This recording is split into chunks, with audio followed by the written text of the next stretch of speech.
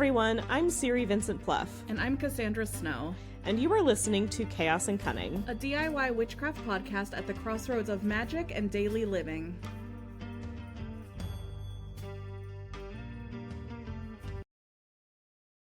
Hello, everyone, and welcome back to Chaos and Cunning, the podcast where we talk to you about the intersection of chaos magic, cunning work, and everyday living. In today's episode, we're talking about spirit contact. Super exciting. But first, our divination corner. As a reminder, we don't necessarily do forecasting. These are meant to be evergreen. When it hits you, it hits you. But specifically, ours is different than forecasting because we're trying to look to the tarot to help you find some prompts for ideally your creative life, but whatever you sort of feel prompted or guided on is totally fine as well. So, a long or short story long, we are just going to pull cards and talk to you about what that might mean for you creatively in the weeks ahead. Hell yeah. What are you using today, Siri? I am using the Antique Anatomy Tarot. Nice. I love this deck so much. I actually was looking at her Oracle decks and really wanting some of those. I have like the first ever Oracle deck she produced, I think.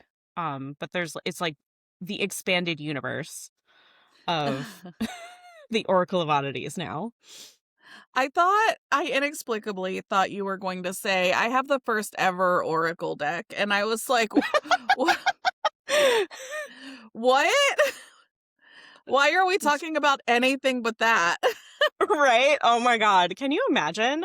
I don't even know how you would track that down. Yeah. Okay. I'm Googling while you shuffle.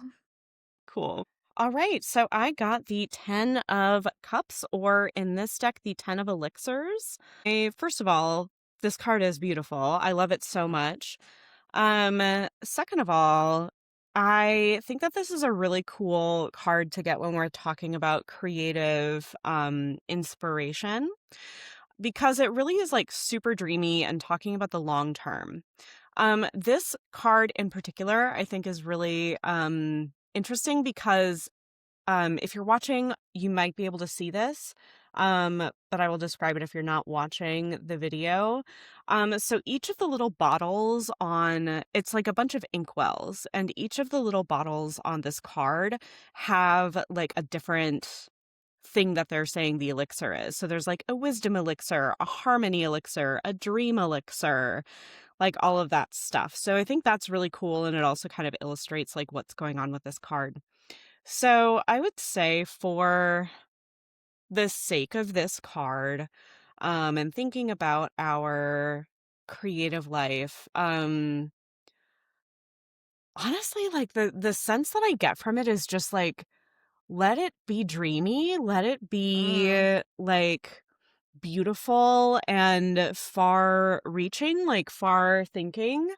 It feels like, honestly, like the 10 of Wands can be kind of a difficult ending sometimes to a creative cycle, and we often talk about Wands as like a really creative suit, but this feels like the happy side of the 10 of Wands to me in a creative context, if that makes sense. Okay. It's like, yeah, this is like a release of, inhibitions and fears around your creative life, and being able to go the distance, really, and actually finish things, as somebody who is working on a novel right now, maybe I need to work on my goddamn novel, because it can be so hard to just have the motivation for that long term. But I have to remind myself, I actually love writing my novel. Like, it's a great time. So, I should just do it. And that goes for you too, if you've got a long-term creative project. Or if you have 900. That also, yeah. So I'm actually using Oracle today. I like to kind of mix it up so you're not just getting 2 tarot readings. I'm using the Practical Magic Inner Witch Oracle by Grounded by the Moon on social media.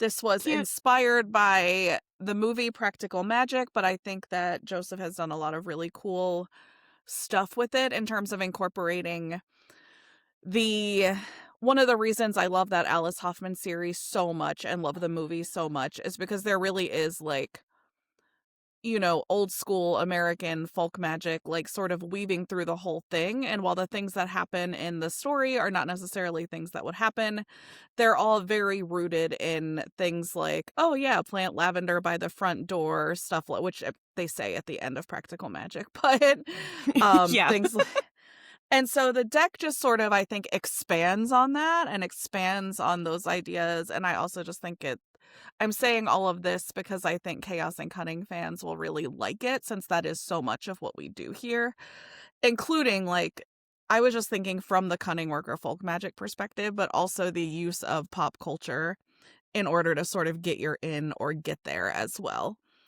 Yeah. So, yeah. So, I pulled Divination, subtitled Beyond the Veil. So, spite of what Siri just told you, I'm going to give you a side quest for the next few weeks. I Choose what sounds better to you. That being said, I still do firmly think this is like working on the novel, working on the painting, working on the collage, all of those things.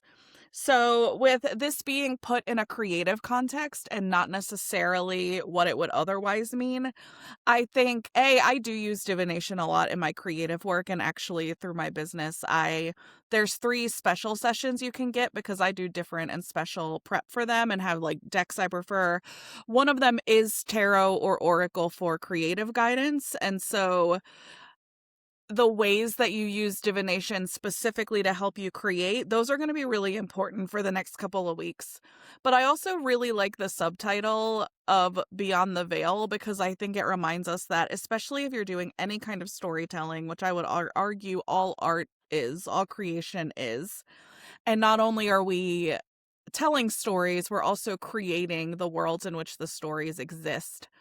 Usually in creative work, we are told to sort of zoom in, tell what's important, etc. But it's also still really important to know what happens beyond sort of the bounds of the story, beyond the structures of the story. So thinking for the next couple weeks about, again, if you're writing anything, even nonfiction, what is happening in the world or the community that likes your nonfiction topic outside of the things you're writing about. And in thinking about that and doing some creating or research or whatever, look back at your work. Are you happy about how your work is sort of filtering down that information, disseminating that information? And I also think for visual artists, this is a really fun one because it's very much giving, um, let's say that you were doing a painting of not just this one moment, but the entire scene, almost like a cartoon, right? Like leading up to it and so like what is happening before and after? And again, do you like the way that that's being disseminated in your work? And if so, great. This is really just a message of keep going. But if not, I think this gives you sort of an easy way to pause the actual creative piece and either I shouldn't say pause the creative piece because for a lot of you that will still be deeply creative creating the world. But I think it gives you, if you are someone who is just really committed to editing as you go, no matter how many times you're told don't do that, I think this is sort of a good way to use that energy and use that desire and use that function, is looking for specific, like, okay, I know this world or this moment stems from this. Is that coming through? So that is what I have.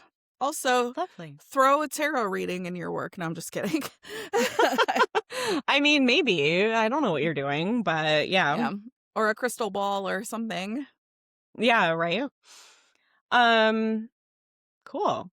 So, thank you so much for that. Today we are talking about spirit contact, and this is something that I think both you and I do quite a bit of actually, but we might Yeah. kind of approach it from different angles. So I'm very curious to see how this conversation goes.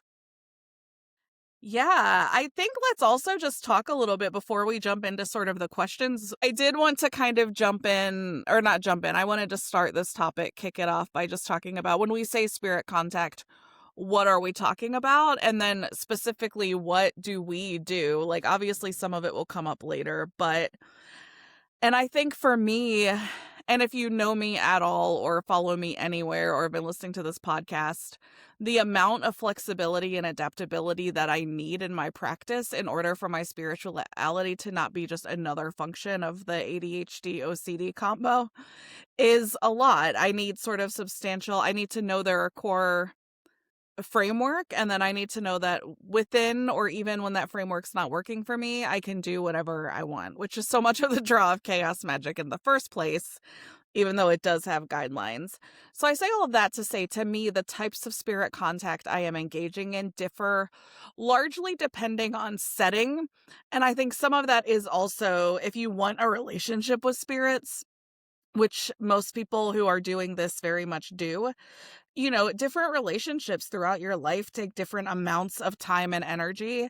And so part of the reason my spirit contact work is so flexible is because I'm not exactly going to graveyards to invoke spirits when I live in a house as haunted as the one that I live in. And Siri knows that the one I live in is pretty haunted. I have friends that are obviously open to whatever spiritually, but not really occultists, not really spirit workers at all, who will come to my house and be like, "Who is in the kitchen?" And I'm like, "That's just Greg." Like, I don't pay him any mind. He's just doing stuff. So I will say right now, my practice is very rooted in continuing to get to know the house spirits and the spirits of sort of where my house sits, neighborhood, etc. I lived right by the Mississippi River for a very long time and had a very deep and provocative relationship with not only spirits over there, but the spirit of the river themselves. So moving to a more landlocked neighborhood was a learning curve. And so in some ways I almost feel like a spirit contact beginner again over here, even after having lived here for like 3 years. So yeah, but where I am now is sort of just really rooting and getting to know those spirits. I also, this will probably come up, and I think it's come up in other episodes, but I used to have a very regular morning practice of contacting different types of ancestors, but my familial ancestors annoyed the shit out of me because they would use that time to bicker with each other. And I was like, I don't have time for this. So I just stopped the practice because it That's wasn't hilarious. working for me. And I didn't think it was working for them. I'm like, why do you need to do this from beyond? You had plenty of time to do this on Earth. Like, what? Um, Yeah. so that's sort of where I am. Where is your spirit contact practice these days? um So I when I was younger, I had some very intense spirit experiences, some very intense hauntings. And so I um basically kind of like shut that shit down for almost a decade. Um I was like, Mm-hmm. "No, you are not allowed to talk to me. I will ignore you. I am not doing any kind of spirit work. This shit is dangerous." And so kind of like, I don't know, probably like 8 years ago now, I started like reopening that door a little bit. But I still have a lot of intense boundaries around spirit Mm-hmm. contact, which is funny because so like if you didn't know, I used to live in the attic space where Yeah. Cassandra lives now. So like that's why they were like, "Oh, it's Siri knows how haunted it is." I do. And also, when I was there, I was very strict about do not talk to me unless I initiate contact. Yeah. Um, so like I actually had much fewer hunting experiences than you have. Mm-hmm. Um, Well, we also know, and this will come up in the episode, there's a lot today that is like, do as Cassandra says and not as Cassandra does. Because some of these questions about safety later, Siri has had to bail my ass out so hard with like spirits trapped in my mirror because I just invited them and they got cornered. And then I was like, this feels like a later problem. And then I never got to it. And yeah, then weird yeah. shit started. But I will say part of why my practice has shifted to focusing on very And I will also say people are going to have feelings about a controversial statement I'm about to say. And I want to be very clear that when I need boundaries, I have them. I absolutely have them. I am someone who does not operate well if boundaries are, say, as intense as Siri likes them to be. I feel very stilted. I feel like there's nowhere for the thoughts or the magic or the energy to go. And it also starts feeling like crime jail. Like it starts feeling like I can't do anything and neither can anyone else. So That's so funny. I keep my boundaries, fluid is the word that my therapist uses. I should be a little stricter in my work with spirits. But Yeah. I part of it is I just really like getting to know them, and I think the ones that live in this house especially are very interested in just someone who is very curious about them being around.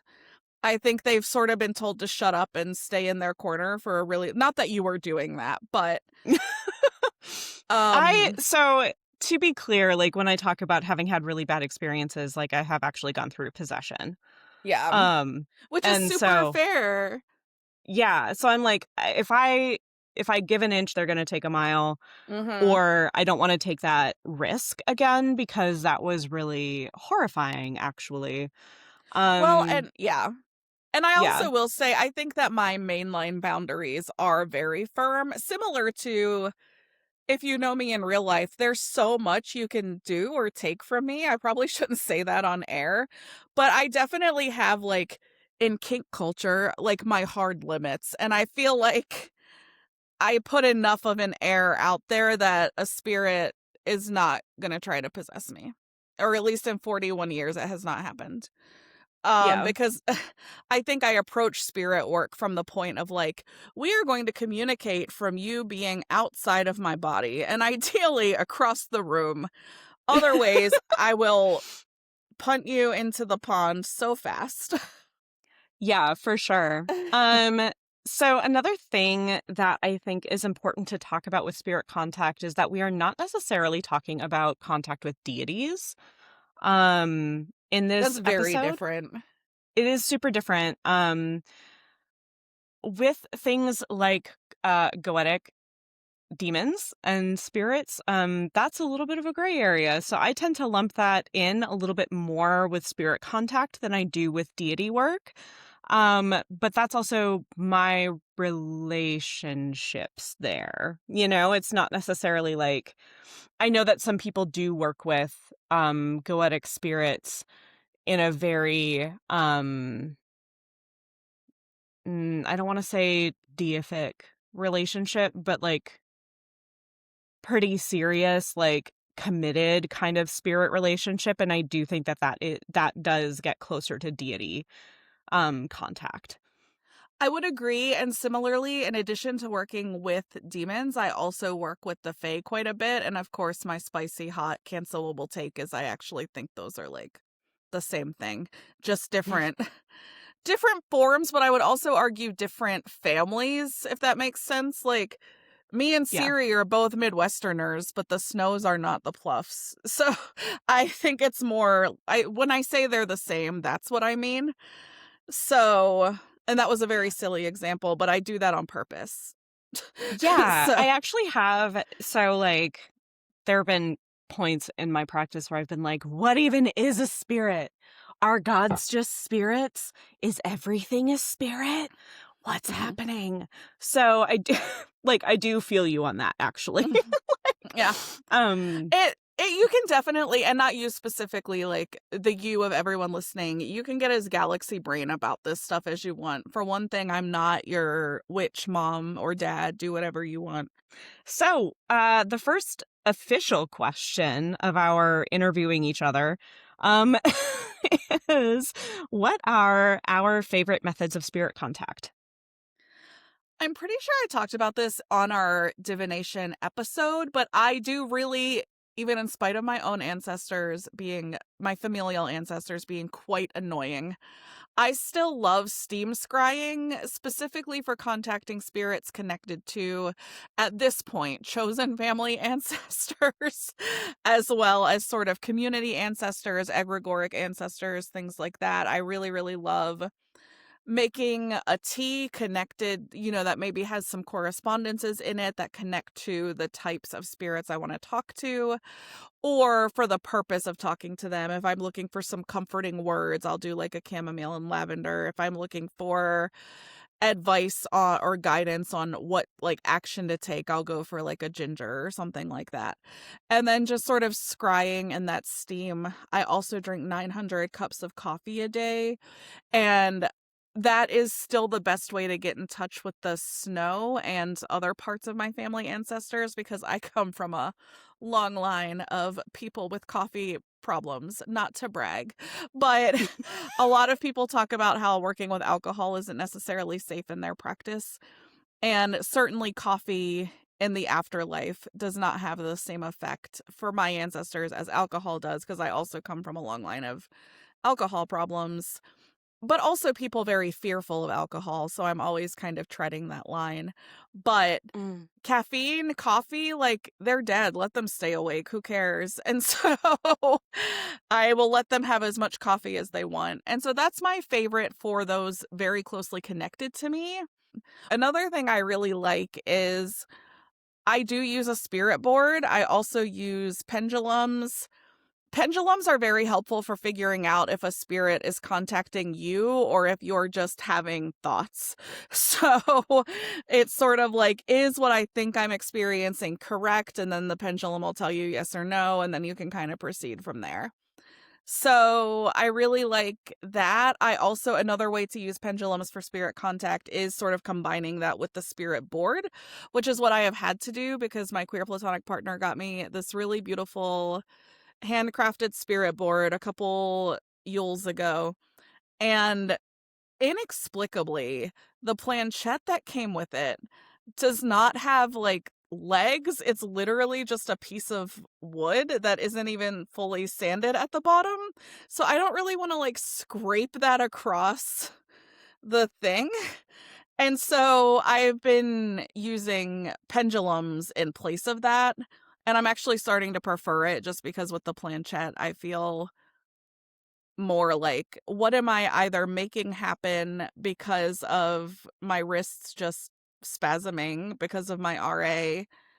I don't know. I don't have the same worries about pendulums, and I think it's because they can swing so dramatically, whereas the planchette just kind of sits I there. also, in my experience, planchettes work much better when you have two people working them. So it's like, I would for me agree. at least, it's like harder to do like a spirit board with a planchette alone, which often when I'm doing spirit contact, guess what? I'm Yeah. alone. Yeah. If Yeah. I'm not alone, it's because I'm helping someone else, so I'm probably gonna default to their preferred methods. So Oh that's yeah, a for little sure. bit different anyway. Yeah. Unless their preferred methods are something that I'm like, I am not the person for that. Yes, absolutely. So And also real go ahead. real quick before we switch topics, I was curious about, are there any, because we like to be very open here at KS Uncunning about the fact that not only do we have literally decades of experience between us, like probably 4 decades or more if we were to count it, who we are lifelong learners, and we also think that that's a fundamental part of being either a diviner or a witch or a cultist, or certainly if you are all of the above. Lifelong learning is so important.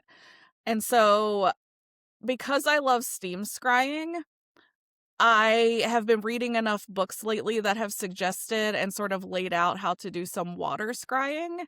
So Mm. that is something that I'm sort of experimenting and playing with. It has not worked yet for this. It's worked for sort of general divination, general guidance, but it hasn't worked for spirit contact. But that doesn't mean I'm giving up. I am very sure that I just haven't found the right sort of combination of things.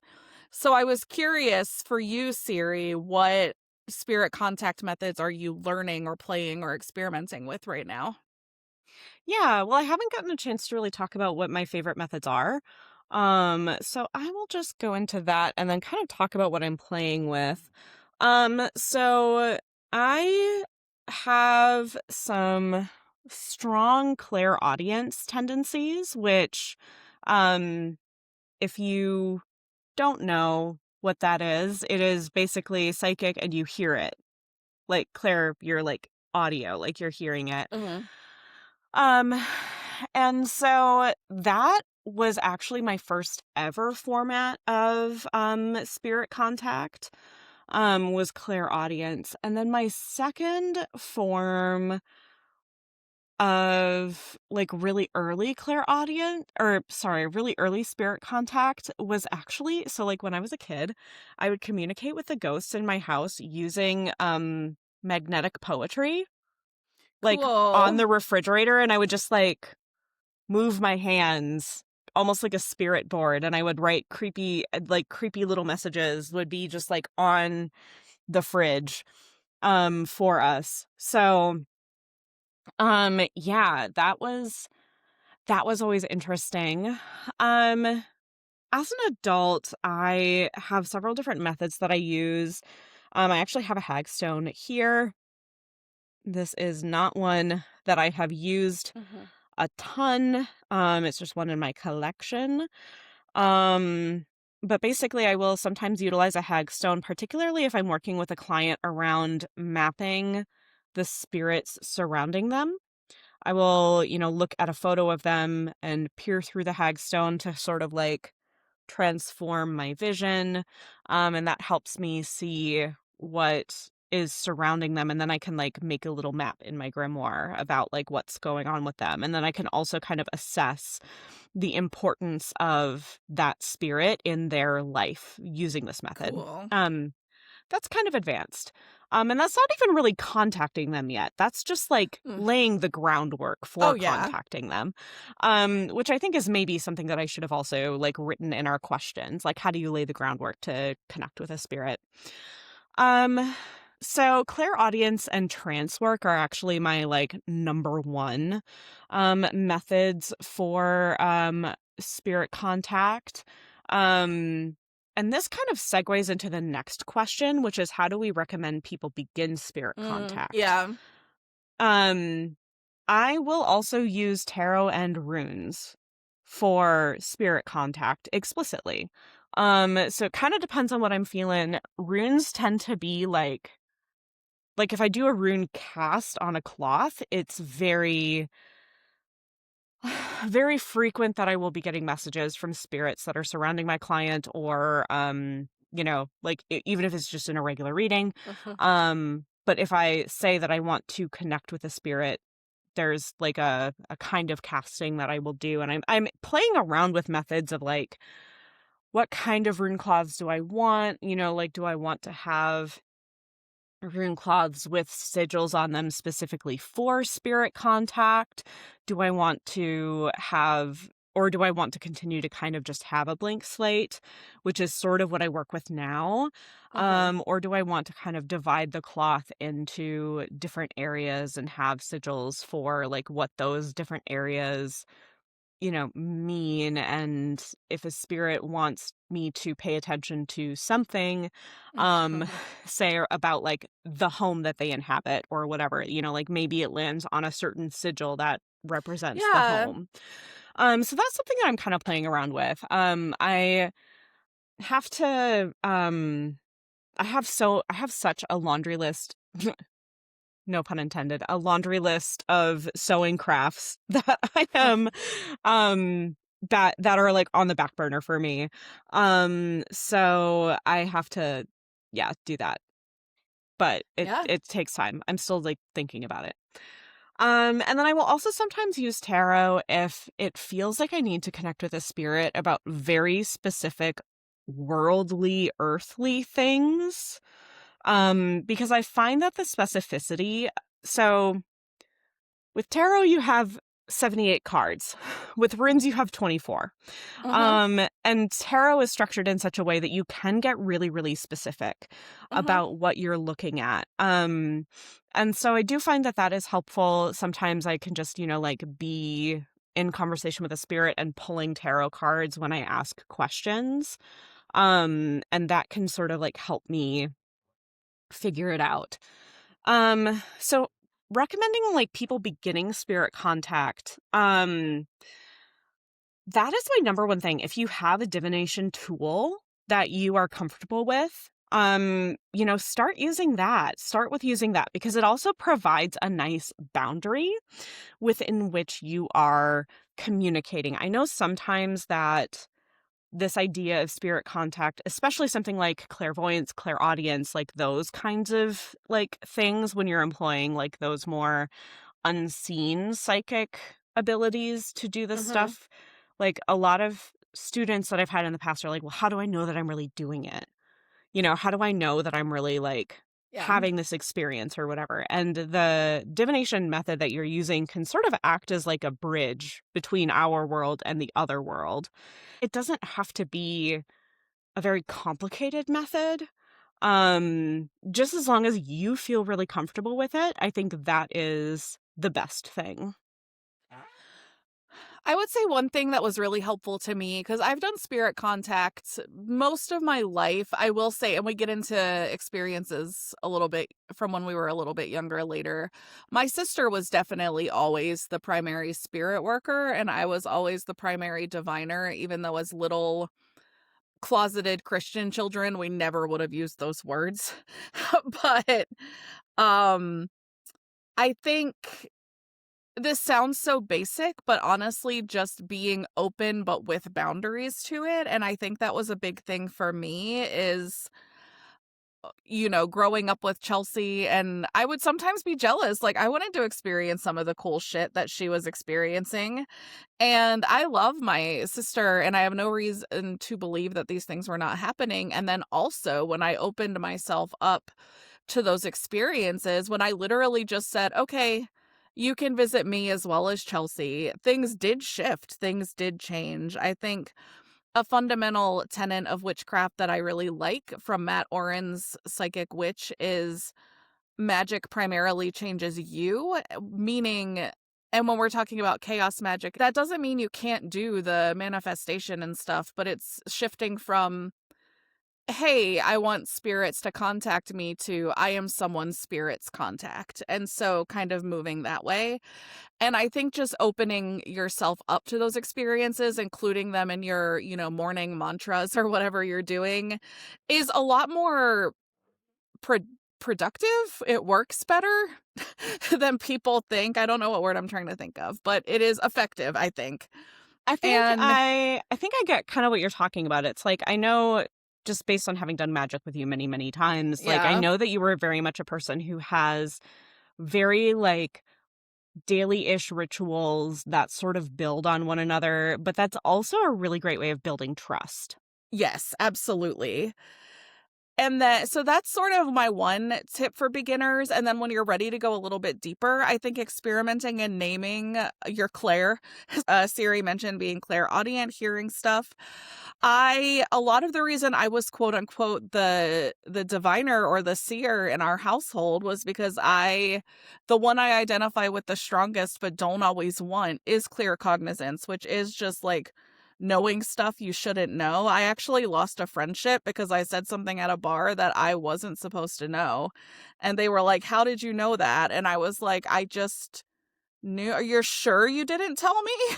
And it freaked them out, and they thought that people were talking behind their back, and that's not at all what happened. Now, and so I will say putting boundaries around that is something I'm still learning, because how do you stop your brain from just knowing things? But Right. Clear cognizance is one of those that's really, really difficult to kind of put boundaries around. yeah. So, but there's also clairsentience, which is clear seeing, and there's several others. So if you're someone who's more prone to like visions, or you've like physically seen ghosts with your eyes or something like that, I will say that clairsentience is a secondary one for me, but only with spirit work. I Mm. don't ever have visions or anything like that. And if I do, it's probably just a daymare running away with me from OCD or whatever. So I but for spirit contact, it's very like, okay, what do you want me to know or show me? And then literally a spirit will pop up sometimes. So I think researching those and just kind of knowing, like, okay, I've had some experiences of this, some experiences of that, and honing those specific skills is really helpful. And then the other thing I would say for beginners is have a buddy that you're doing this work with. I know for everyone that's going to be frustrating to hear because that's not really an accessible piece of advice if you're the only spirit talking weirdo in your small town. And I am, unfortunately I don't have a fix for that. Like that was me too in college. But again, I thought it was. And then when I did start being more open, I found that that was not necessarily true. I just do want you to keep yourself practically safe and not just spiritually safe as well. So I'm hesitant I about mean, that. But you can but also for just join our Discord yeah, servers. you could join our Discord servers. Great call, Siri. You can get into Yeah. mine by supporting Mix Cassandra Snow or Chaos and Cunning Podcast on Patreon or me on Substack. Um, and then series I think is open. Yeah, mine is pretty chaotic. If you're not a patron of mine or whatever, like You just can still come, just don't be a you can dick. yeah, that's basically the rule. Yeah. Come to the server, don't be a dick. Message me somewhere and I'll get you in. Well, and I will say, as much as I like my boundaries fluid, if you're mean to one of my friends, that's one of my hard limits. So I will be the first in that Discord ripping you a new one if you're a dick to someone on Siri's Discord. um, Yeah. so, It's so yeah. But yeah, I do think doing this sort of buddy system style, initiating spirit contacts is a lot better. A, because you have someone to verify, like, oh yeah, that seemed to work, that was cool, or that kind of scared me. And in the beginning it probably will scare you. It doesn't mean you're doing anything scary or wrong. It is a weird feeling, just like in your skin and everything. mhm. But um yeah, so having a buddy, like, I think it does decrease that fear, which does make you more open to whatever is going to happen. And there's also someone there for protection. Like, if one of you is getting in too deep, the other can quote unquote pull you out. I really do think if you're careful in the beginning, that it probably won't come to that, but you never know. um, and having someone to verify, oh yeah, this seemed like it was happening. It seemed cool. Or alternatively, like, are you sure I didn't feel anything? And sometimes you will have that someone feels a lot and another person feels nothing, but that's not as common as just like the intensity being different. So, like, you'll either both feel nothing but to varying levels, or you'll both feel something but to varying levels. And that's not a sure thing. Like, all of this is gray area. This isn't the super scientific fact show with Siri and Cassandra. um, Right. Yeah. but I feel like so much with spirit contact is just in that like liminal gray area that's very hard to mhm, define. And like, you just have to have a certain kind of relationship with truth. I feel like another thing that you can do is if you are very, very uncomfortable and wanting to get started, or you maybe have had really bad experiences in the past, hi, like me, and mhm. you're trying to get over that fear, you can book a session with a professional witch to talk about that. Well, and a lot of people too, if they have anything on their website at all and they are witchy or occultist or spirit contactors at all, if they take any sort of not only divination clients, but I know Siri has witchcraft consultations. I have like one-on-one. I list them just as one-on-one consultations because I also take them about being a published author, making a life doing weird shit, etc. So I call them one-on-one consultations or pick your brain sessions. And again, you do not have to come to us. But if you really like someone's podcast, social media presence, book, etc., going to their website, seeing if they have anything like that, that is a really, because a lot of times for legal or safety reasons, or even just because they don't want a bunch of demanding people expecting things to be like the TV show Supernatural to show up in their inbox. It may not be listed. But again, so much of this is trusting your own intuition. And if you're getting a vibe that this person might be into this, especially in exchange for money or comparable goods, just reach out and see what they are willing to do or make happen. I think it's always the more having your hand held you can do in the beginning of any practice, the better, in my opinion. And sometimes, I think that um this is also the reason why covens are structured in a specific way, right? Yeah, Like you get initiated into different levels of information. And that goes for Wiccan covens. I mean, also like the tradcraft people that I know that work with, like, in a group setting rather than just like on their own, like they also have kind of some initiatory aspects of it. I know that they're just in so many different kind of practices where you are doing this work in community with other people. There is that aspect. Um but when you're doing everything solo, it can be really hard to find that, and that's why there are witches like us who are professionals who do take clients. Um, and absolutely. ag and again, you don't have to come to us. We're not pressuring you. We're just letting you know that this is something that we do so we can speak on it. Um, I will also s say that we are not the most polite people if we feel like what you're wanting is an episode of Supernatural instead of like a real genuine experience rooted in relationship with the spirit world.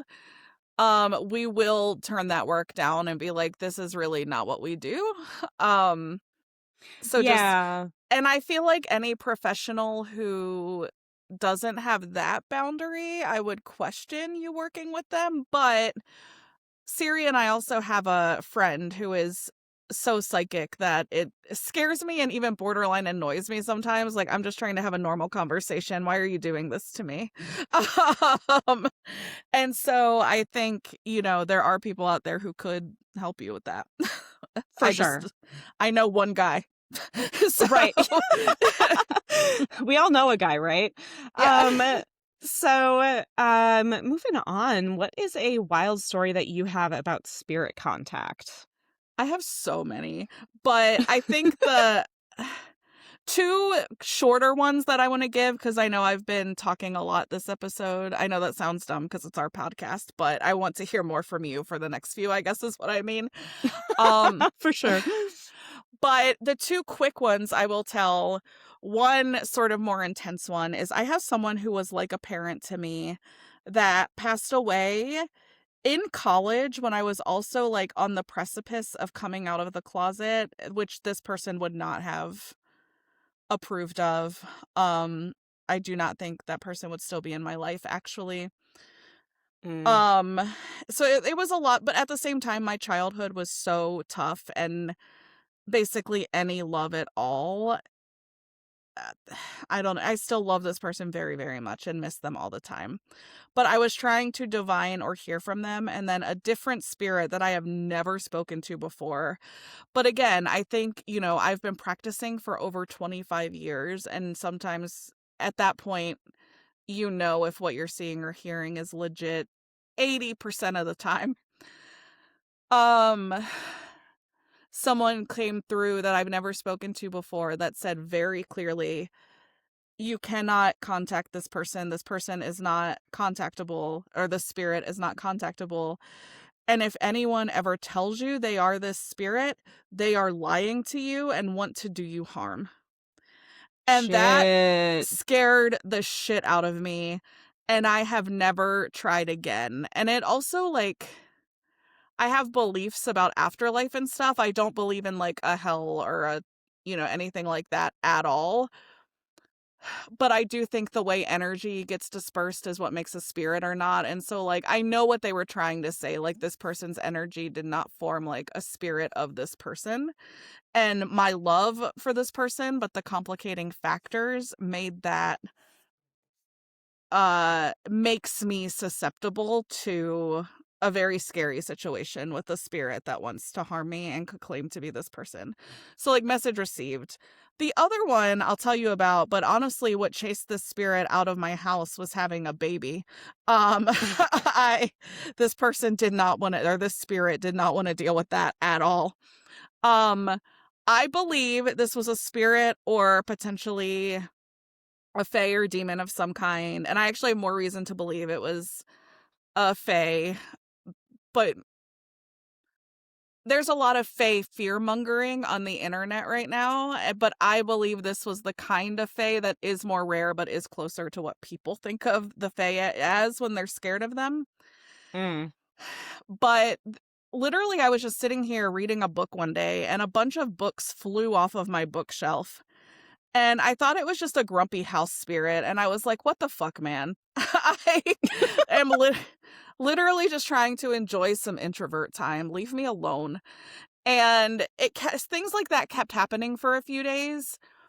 And finally, I was like, "Okay, I will talk to you." And at that point, I kind of knew it was not one of the usual spirits of place that I was used to. It was not one of the spirits attached to me that I'm used to.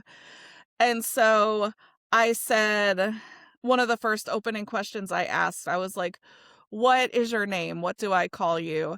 And the spirit was dead quiet. And then I very clearly, what came through claircognizantly was Greg. But it was like in a very sarcastic tone. And I was like, "Okay, so you're not going to tell me your name. And because you're being kind of a dick, I'm going to call you Greg." um, and so when I mentioned Greg earlier, that's kind of who that was, though Greg is never bouncing around the kitchen. They like the dining room. But um so that was just a very funny experience, and I tried to figure out what Greg wanted. I still don't know why they were here. I still don't know what they wanted. I do know there have been none instances of Greg bullshit since my kid came. um and so, but there's been tons of other spirit activity. And so I do think that spirits like us have their limits, and a screaming, pooping child was it for Greg. They were like, "Nope, I'm out." This was tenuous already, and now there's a baby? Yeah. Bye. Oh, and it did really seem like Greg didn't want to be here, but also did not want to be banished. And I was like, "Oh, I don't know what to do, man." Like, Like, you so have power. You can yeah. leave. Yeah, Um, so that's sort of what those are my 2, but what are some, because you said you have some wild ones too. I do. And so I fully wrote this question, and then I realized that most of my really wild ones are deeply personal. Like, I'm not going to talk about my possession publicly. I'm not going to talk about, like, some of my more intimate relationships with spirits publicly, just because, like, Right. it doesn't feel quite right to me. However, this is an exercise that I learned from a folk magic teacher, actually, where you can calmly invite. Um, so basically, it's an exercise that helps you to identify when a spirit is present and when they're not. Um, and it is very politely saying, Mhm. "Hello, all of the spirits in this house. I'm doing an experiment. Can you leave for 5 minutes?" And then just like feeling the energy. And so Mm. I first did this experiment when I was in the very haunted house that we shared. And it was wild to feel the Yeah. difference between, like, you know, um the spirits being present and the spirits leaving. Like, I felt like a whoosh almost of like spirits like leaving the Mhm. house. And then you can, whenever you're done with what you're doing, you can just be like, "Hey guys, it's okay, come on back. If you want to come back, that's fine." Um, Very polite, like, use your please and thank yous. Like, it's like asking somebody to leave your house for a minute and then come back, like that kind of thing. So that was like a really interesting one. And if you are listening and you're like, "Huh, I wonder if my house is haunted," try that. Oh, and I should say this is an important step. I feel like it's obvious, but I've also been doing this for almost 25 years. um, Before you ask them to leave, do a body scan of how you feel how the room feels, all of that, and then after you ask them to leave, do a body scan of how you feel and how the room feels, and then when you call them back, do another one. Yeah. Um, because it is, like, to me, it's implied that you need to analyze the energy of the situation, but it may not be to a beginner. I also want to say too, real quick, that a body scan is a specific thing that I think we probably both learned in therapy as much as we learned it in occultism, which is literally taking a few deep breaths and then starting at either your head or toes, your whichever you prefer, and literally just sort of scanning down, like assessing how does my forehead feel? How does it feel under my eyes? And sort of going down the whole body that way.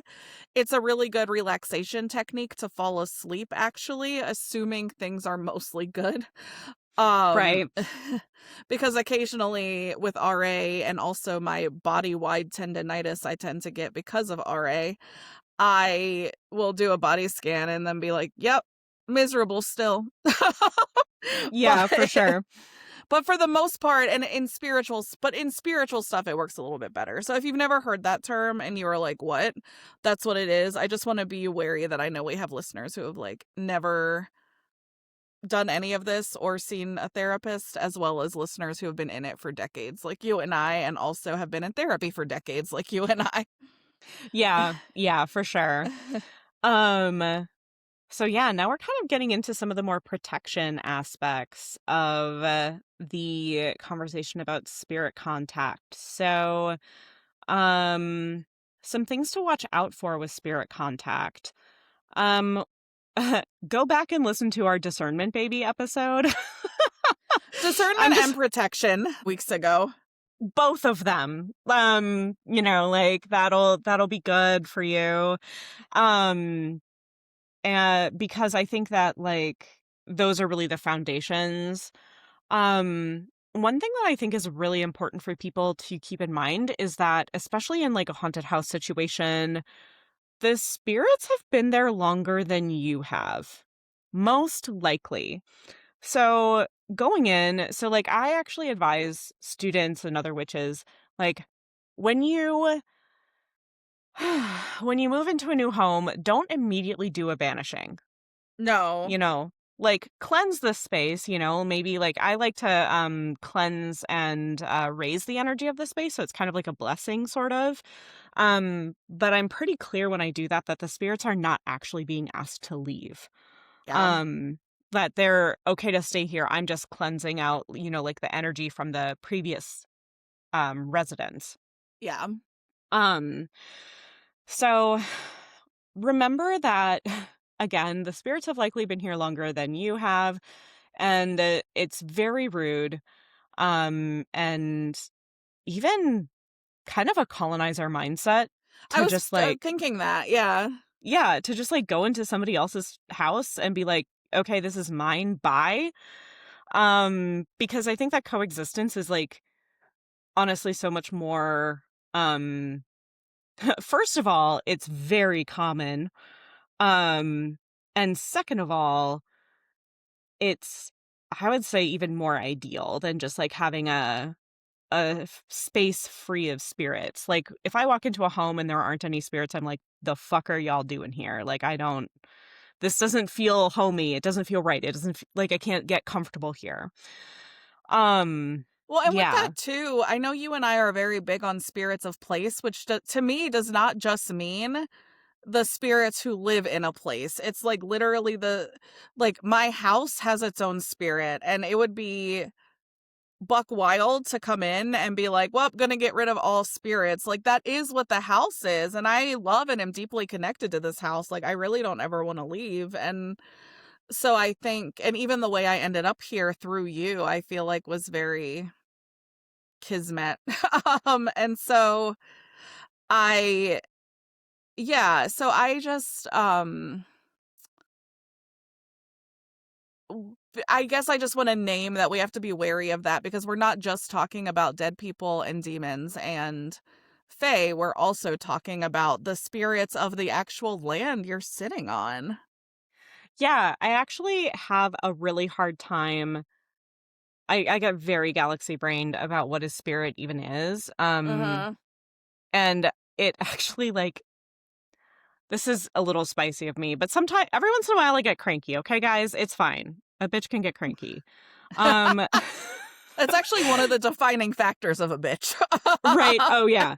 But I sometimes get really cranky when people try to define what a spirit is. Mhm. Um, like, oh, I'm dealing with a, like Jinn spirit or a Nissa or, a Fae or whatever. I'm like, does it matter? Yeah. Sometimes it does. Um, but I find that to be so much more like when I'm first initiating contact with a spirit, I'm not like trying to categorize them in terms of what humans have defined spirits as, because first of all, humans are probably wrong. Like, like we're not spirits, right? That's actually kind of like the defining factor of being a living human person is that we are not ethereal spirit beings. Mhm. Unfortunately, frankly, because I would love to be not in a body some days. Um, but Lord. right? But so like these are cultural ways of understanding what a spirit is and ways that our ancestors have maybe contracted with spirits in the past in a specific culture. But like we're two American witches in like North America. Like Stolen ass colonized violently land. right. And like not only that, but there's just so much migration, so Yeah. many like people coming in and cultures that were here, cultures that have come in, cultures that have evolved since colonization, like all of this stuff. So it's like I'm not actually trying to define what a spirit is until I figure out what it is that they want. And I may have specific ways from my Nordic folk roots, for example, of connecting with a spirit or, traditional ways of contracting with a spirit. Um, I think about this particularly around my Nisa, which is my like house spirit that travels with my family whenever we Mhm. move.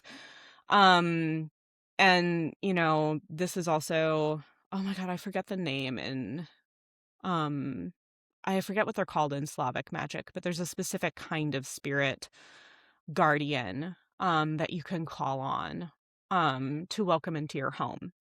Mm. But if a spirit is not like resonating with these ways of contracting with them, then I'm just like, okay, what do you want? Like in a less rude way, but like, okay, this isn't working for you. Like, how should we be in relationship with one another? Mhm. And with Cassandra's example of, the spirit just being like, I'm Greg.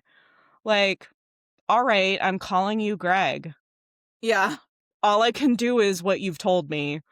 Yeah. So, like, whatever. I'm just naming you Greg, even though that's probably not your name. Yeah. Well, and I will say it is very common for a fae and even a demon. And again, we don't want to get super into like to me that covers such a swath of spirits. Oh, yeah. Um but yeah, it's actually it is very common for a lot of types of spirits to refuse to give you their real name. It's pretty much only our like human ancestors and their beloved and our beloved dead or however we want to define that are going to be like, yes, this is your grandmother. Most of them are not going to want to give you their name. Yeah, I actually don't even ask. Yeah, Because it it feels often like does not vaguely matter. it often doesn't matter, and it also feels like vaguely rude. Mhm. Um, because I will say, like, the if we're gonna be in a relationship, what should I call you? right, yeah, yeah, because names, especially when you're talking about Fae, like names are contracts and like Mhm. stealing somebody's name means that you may have power over them. That is another thing to be careful of. And a reason I think why a lot of traditions have magical names rather than your actual like government name. Um, if a spirit asks for your name, be careful what you give them. Um, Mhm. they can probably observe you and figure it out through context clues, but you just like offering up your name when a spirit asks is an invitation for them to have more control over you than you want. Mhm. Um, and if it's a spirit that you have a long-term relationship with and it's very benevolent and everything, like, that's totally fine.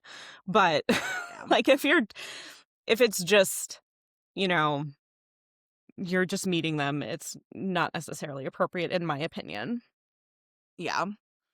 I agree. Let's go into some things to watch out for.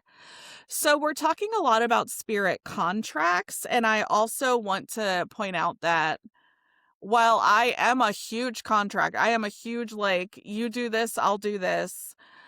I think be careful what you're offering. As someone with ADHD, I can overpromise, and that has gotten me in trouble in the spiritual as well as in real life.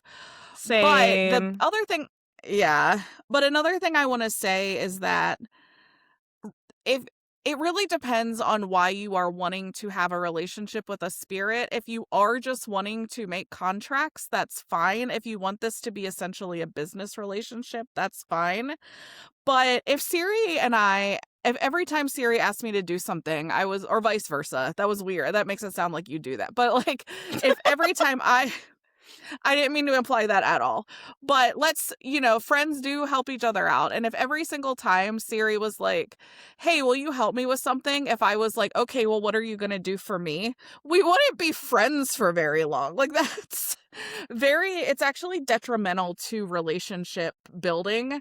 And so I think another thing to do to try to get to know your spirits is like, okay, we know that we want to do this business contract initially, but if we want to build from that, what does a relationship with you look like? What do you need in a relationship? If you're wanting just spirit contact or help or guidance in specific instances, those contracts are fine and how a lot of those spirits like to operate.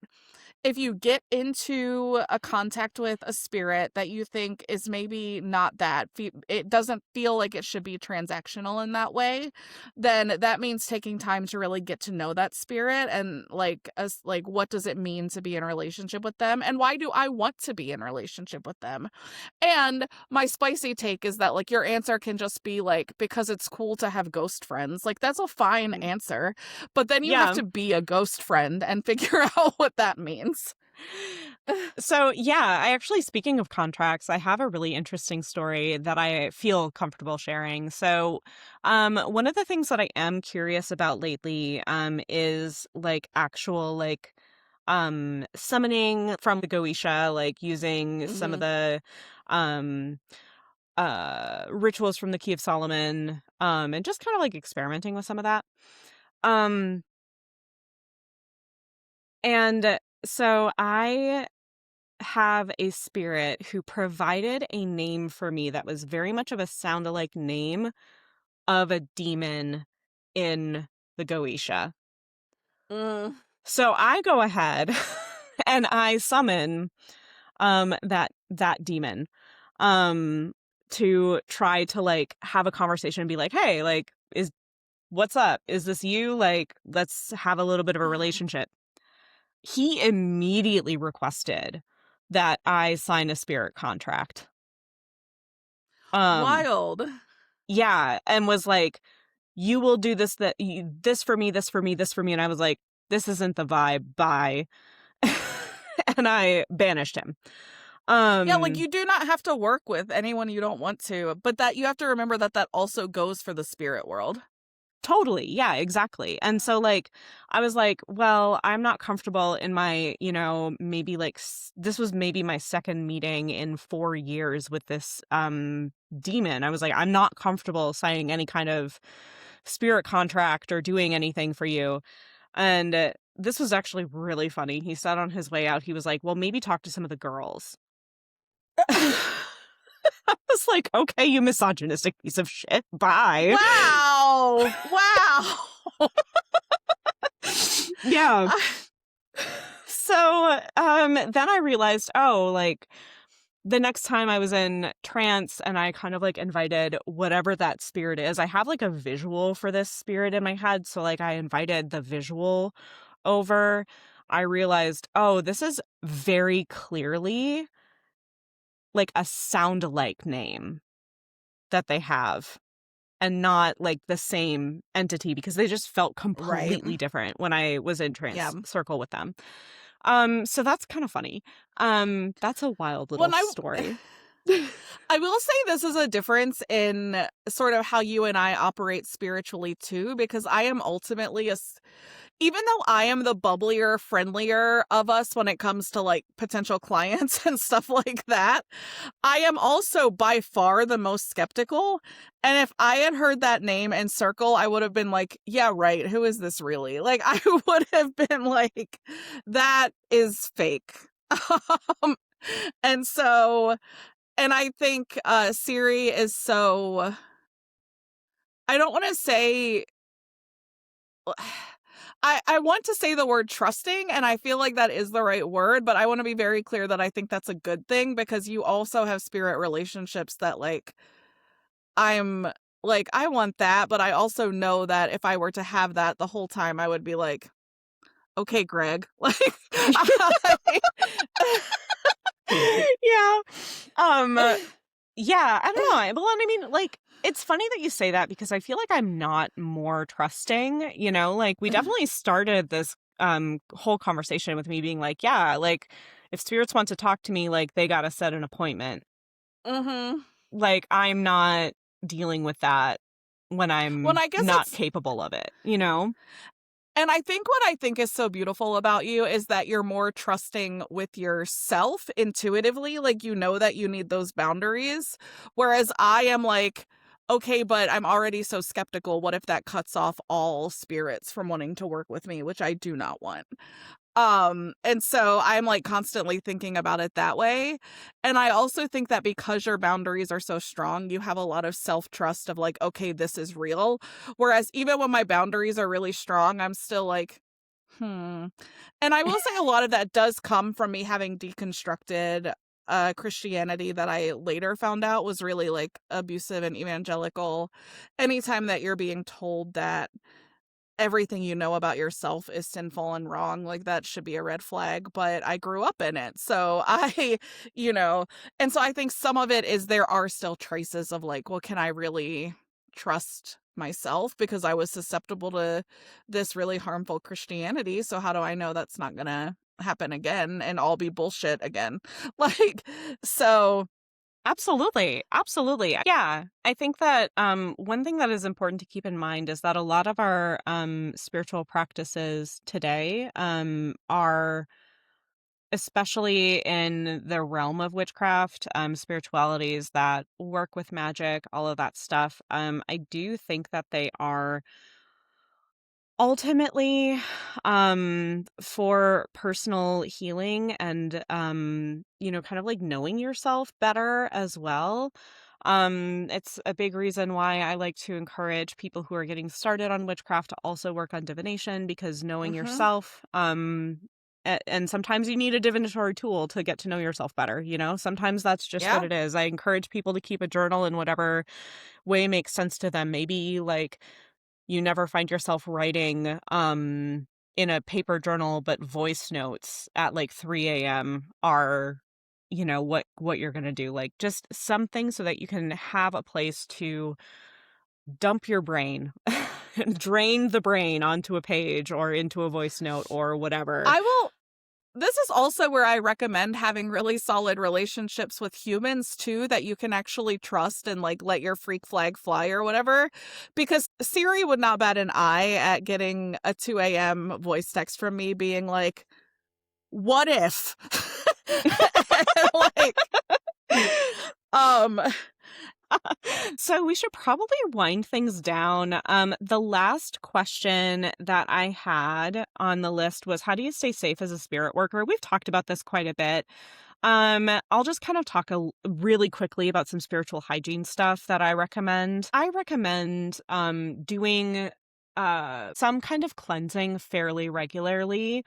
Um and this is not necessarily, like I said, not banishing spirits, not doing that kind of thing, just like sort of cleansing the muck out of your own energetic aura, whether that is smoke cleansing or taking an herbal bath or there are many different ways of doing spirit cleansing. But I would say that probably like the one that is the most ubiquitous is smoke cleansing with, some kind of herb. I Or have a weird wood, a really lot of woods. yeah, like tarwood is a really good one in Is that Norse faith. Yeah, I think that's what I have that I love that I use all the time, but I forgot what it was, so I'm always just like, I need my Nordic stick. Yes, it's Starwood.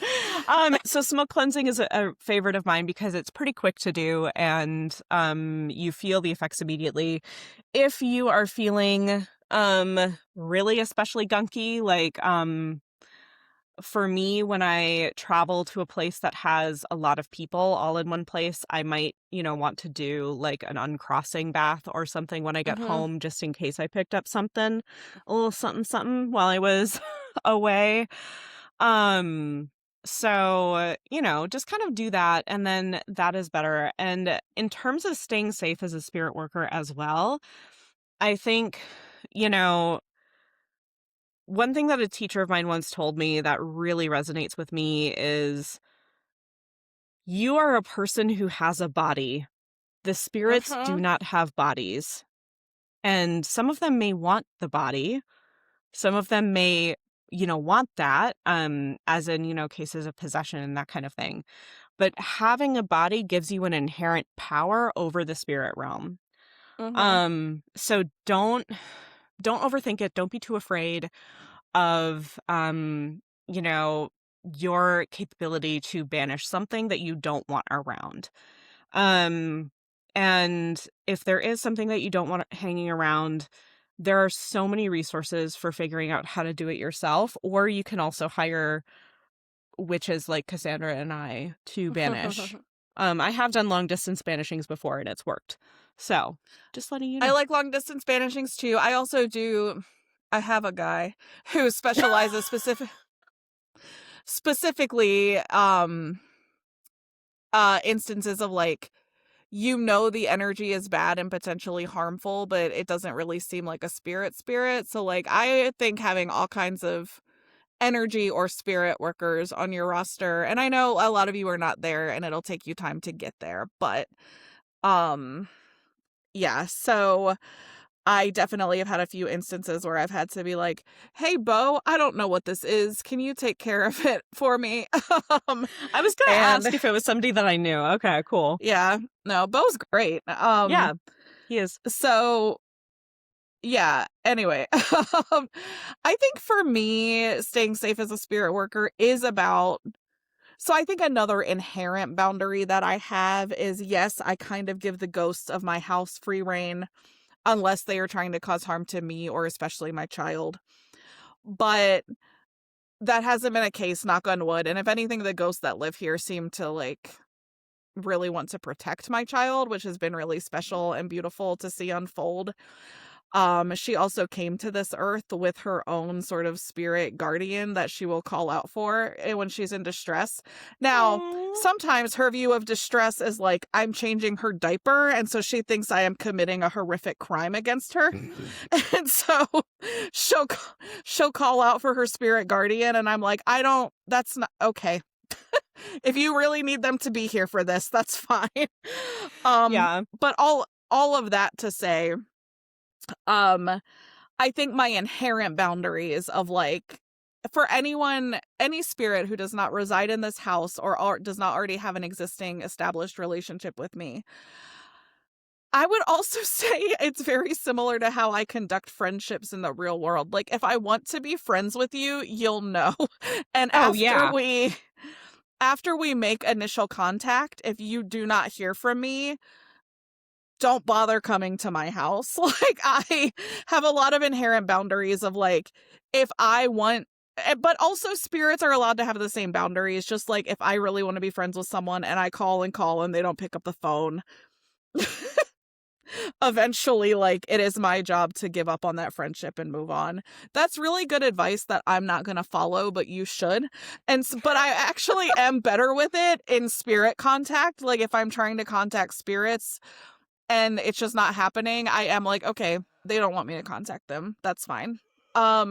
So I think a lot of it is even honestly just setting a boundary. And this is where simple magic like words and chants and singing comes in really handy of just like a regular speaking even practice of like no one I invited in is allowed in. Mhm. And then but for that, because we do want to leave room for the unexpected, because what fun is life without that? Having specific times where you're like, okay, it's spirit board day. It's divination with spirits day. Whoever wants to speak to me can speak to me.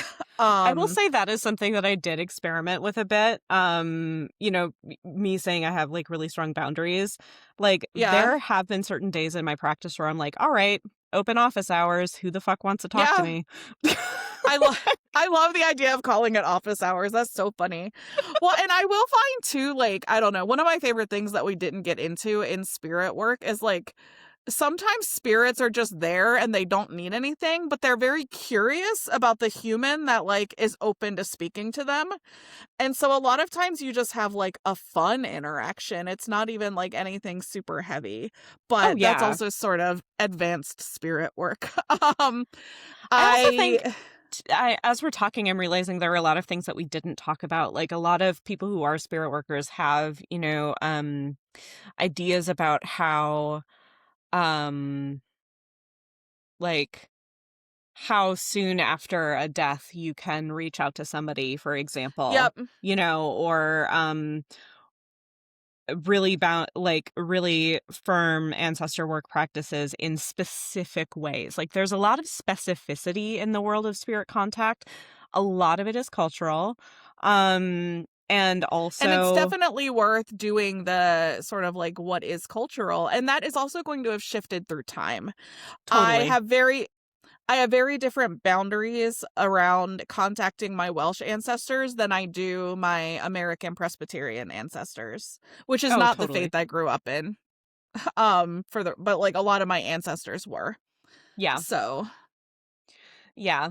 Same with me and my Nordic versus Polish versus French Canadian ancestors. uh-huh.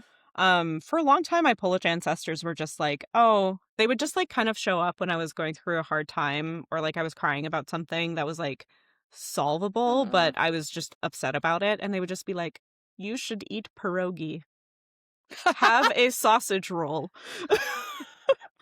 So, funnily enough, when I mention Presbyterians, that is the Pennsylvania wing of my family on both sides. And I would argue that a lot of my American ancestors being from Pennsylvania would probably also be like, just eat a pierogi.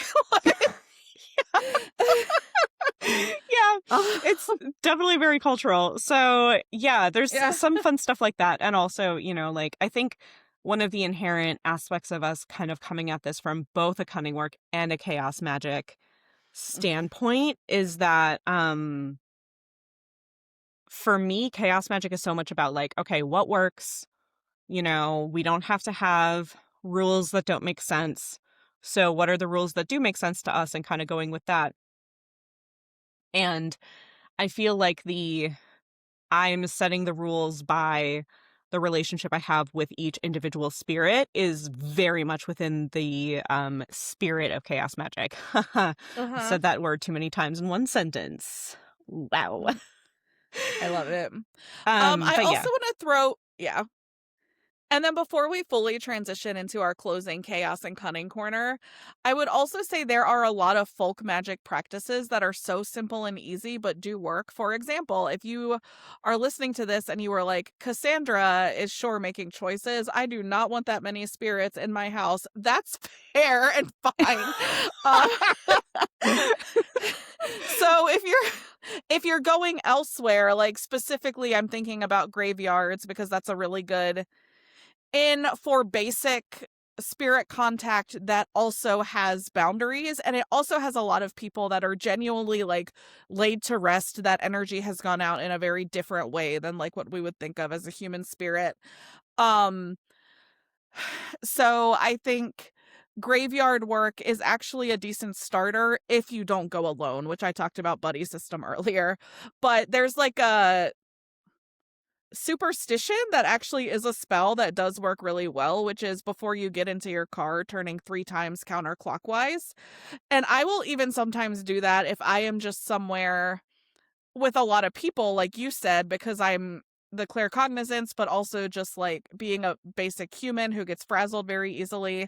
So, like, I will even do that if, let's say, I'm leaving the Mall of America on a busy day. And yes, I am a mall rat still at 41, but I'll spin in that same circle 3 times counterclockwise because the thought behind it is that it sort of just like shakes off any spirits or energy that would follow you home. That Mhm. also is displacing those spirits. Like, they don't want to be at your house. They didn't mean to do that most times. And so, For sure, yeah. um, and believe me, there is nowhere that the Mall of America energy belongs other than the Mall of America. And so, doing Yes. that, Hard doing, agree. if you know, you know. If you don't, come visit us one day and we'll show you. But, but yeah, spinning around 3 times counterclockwise before you get in the car. Weirdly enough, that's one that I was not skeptical about, but I think that's because I maybe read it in one of Corey Hutchison's books or someone I respect to that level. So I was like, well, if this person's saying it, it must work. So, Cassandra, what chaos and cunning are you working right now? Yeah, yeah. I don't know if it's just because it's been 6 months or what, but chaos magically, I'm feeling very drawn back to intentions I was setting and spells I was casting back around Halloween and Samhain. I celebrate both. They're different. That's a whole episode in and of itself, but Oh, yeah. um and so I back around, and specifically this past year I was focusing more on Halloween to like learn more about it in a sort of spiritual embodied way. And so this month I'm just really feeling called to go back to that. And so a lot of the chaos piece is finding threads that have sort of woven since then, figuring out what to tug on and what to cut, and figuring out like, okay, well, I sort of got this, but it was not quite what I, so like, and honestly sort of a period of assessment right now. And then cunning work, I have been playing. I started because of severe acid reflux. Don't be jealous of my madcap lifestyle, you guys. Uh I have had to switch one of my 900 cups of coffee a day to the overpriced, probably a scam mushroom coffee, but I do legitimately think it helps my reflux. And also, if you're like, "Hey, that costs way too much," you can get it at Home Goods. You can get a bag for $10, which if you're buying coffee all the time, it's not that much more. And so, Shout out to Home uh Goods. Please sponsor our podcast. we're going to teach people to do so much witchcraft in your aisles. I know, right? If that's something you want. Counterpoint, if you don't want us to do that, we will listen to a cease and desist. But um I just really like them. But part of that. So anyway, I get the mushroom coffee, which has mushrooms as well as instant coffee in it. And for whatever reason, instant coffee also does not set off my reflux the way that traditional coffee does. And so but with the mushroom coffee especially, it's actually helpful. But I've been working at sort of marrying that practice with some of my Hecate devotion, as well as some of my other sort of chthonic entities, as well as my animist practice, because I think the reason that I don't think it's a coincidence that, like, in witch cultures, animism started becoming the big conversation point again. And then in, like, naturalist circles, mushrooms and lichen and all of those things sort of became. And I think that they just have so much to teach us about collaboration and community with each other and the natural world. And so, cunning work wise, I'm essentially just listening to the mushrooms and figuring out how they kind of want to be incorporated moving forward, but specifically in the mushroom coffee. And so that has been fun and interesting, and I think sort of crosses chaos and cunning, right? Because it's like a new technology that we're using mushrooms that way. Someone's probably going to fact check me on that and be like, actually, thousands of years ago, and that's fine. Please do. I want to know all the things about mushrooms. I want to be clear. Please tell me when I'm wrong. Yeah, we both are very just like we want to learn things, and if we say wrong things, we want to know so that we can say right things. But like mushrooms and mycelial networks are like a special interest point for me. So like, please tell me when I'm wrong or you have more information. But yeah, so that's sort of what I'm doing. What about you? So in terms of chaos work, many episodes ago, this was probably about 6 months ago, actually. No, a little bit longer. I was talking about my faux labubu. Well, there were many stops and starts in that whole thing. As is typical of somebody who very likely has ADHD. Um, and also I've had a lot of health issues come up, so, like, my life has just kind of slowed down in a lot of ways. Anyway, I'm back on my bullshit with my faux labubu, and I am crafting the sigils and things to put inside of it before I sew it up and finish it. Um, and I even reached out to someone at a local curiosity shop, bone shop here to be like, "Hey, I don't have a tool that can drill through these raccoon teeth. Can you help me so that I can string them to be like a wretched little smile?" And he was like, "Yeah, sure. Whenever you are at that point in your project, just bring it on over." Um, I so love yeah, this. yeah. Which So shop I'm was it? Shout them out. 12 vultures. Okay, that's awesome. Yeah. 12 vultures. If you would like to sponsor this podcast, we love you. I'm But gonna do. also if you're struggling being a small business in Minneapolis right now, that is also understandable. No Yeah, pressure. 100%. No Yeah, pressure, 12 vultures. Not like Home Goods. Home Goods. We have your number. We're coming for you. We're coming for your money. Yeah, so that's kind of my chaos magic. I'm also just in general doing a lot of reading and studying in chaos magic right now. I feel like we kind of started this podcast with the realization that like, oh, like this is a huge like way that we practice and a philosophy of how we practice and stuff. And I am also just a very curious person, and so I'm curious about like the history of chaos magic, like chaos magic theory, like all of that stuff. So I'm going into, kind of depth with that right now. In preparation for our next season, which will be all chaos magic all the time. With, Yeah, we already obviously. are planning seasons 2 and 3, and 2 is going to be Chaos Magic slanted, and 3 is going to be Cunning Work slanted. And hopefully by then we'll have found enough of a voice or heard from enough of you all that you all like, we'll take audience requests for episodes, things like that is the ultimate plan. Some peek Yeah. behind the curtain. Yeah. So look forward to that. My cunning work these days, I am doing a lot with herbs because of said health issues, kind of returning to learning more about herbs. And I've also just been very curious about like natural like sciences and stuff like that. So I'm doing more research there as well. And holy cannoli, if you made it this far in the podcast and you're not on our Patreon yet, like the heck? Like Get join our there. Patreon. Yeah. Literally for $5 a month, you get even more of this. Right. We have mini episodes that are airing on Patreon right now that are all about like folklore that we've experienced as well as upper Midwestern folklore. And you also get access to like an Ask Me Anything of ours over there. And you also get access to my creative co-working sessions and Cassandra's Tarot study halls, and I'm announcing it now, although I'll probably announce it on social media before this airs, but announcing it now that as soon as we hit enough money on the Patreon to pay for Riverside, and so we're then sort of splitting what's left, as soon as that happens, I will bring Tarot Study Hall back. So just for you, babies. Hell yeah. Hell yeah. And Tarot Study Hall, honestly, like I've been to several of Cassandra's Tarot Study Halls. They're fantastic. I love them. And that's somebody who is a professional tarot reader that you can book.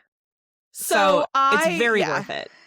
Yeah, I also will say my tarot study halls are literally for everyone. If you're a beginner who pulls a card and is like, I don't know what this means, they're for you. But if you're a professional making 7 times as much money as me, first of all, tell me your secrets. And second of all, uh, it is still for you because I firmly believe that people who are doing this work professionally are not taking enough time to actually do and connect with themselves. And that includes me. Like, Oh, I yeah. also do the study hall because that is very often my time to like sit with the cards for my own purposes. Yeah, for sure. So we hope to see you on the Patreon. It is in the link in the show notes. If you just really love us as well, I will also include our individual Patreons in the show notes, as well as Cassandra's Substack, which is Dear Tarot. Fantastic idea. I love it so much. And thank you all so much for listening. I can't believe that you have listened all the way to the end of this podcast. You are a superstar. We love you. Thank you so much, everybody. All right. Bye.